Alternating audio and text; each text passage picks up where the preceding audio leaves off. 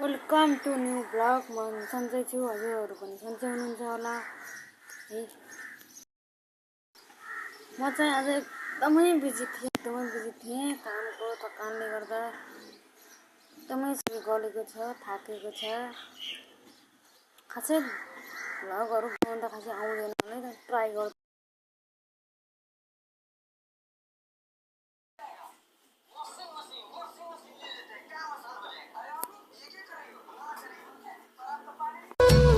तमसा बनेको छ मेरो जिन्दगी।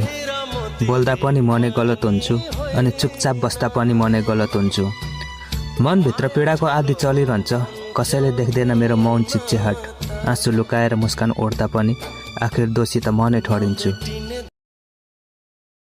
खाना खाने टाइम। कटहरको तरकारी मिठो छ।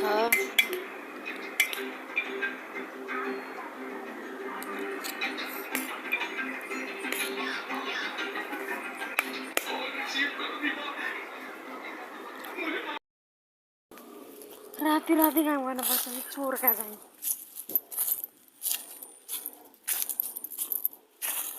च्यालेन्जर भइसकेको छ।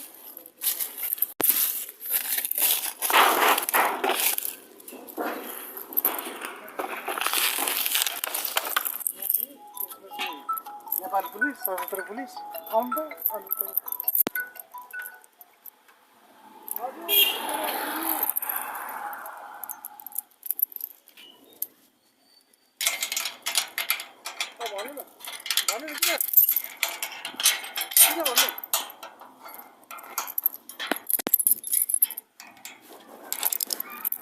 कस्तो मिल्दैन त।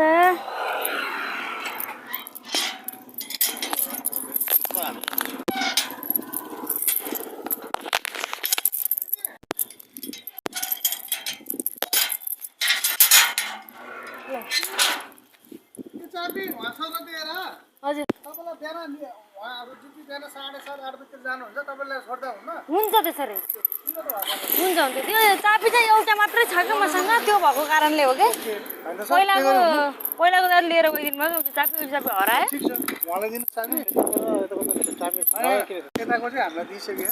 यो चाबी निकाल्नु। यो चाबी चाहिँ यताको यति एउटा चाबी छ क्या।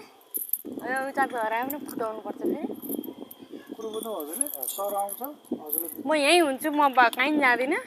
अब म यहीँ हुन्छु, मलाई यसरी नै बोलाउँदा हुन्छ है। चाबी एउटा भएको कारणले त दिन्थेँ मैले। यताको त दिनु। हजुर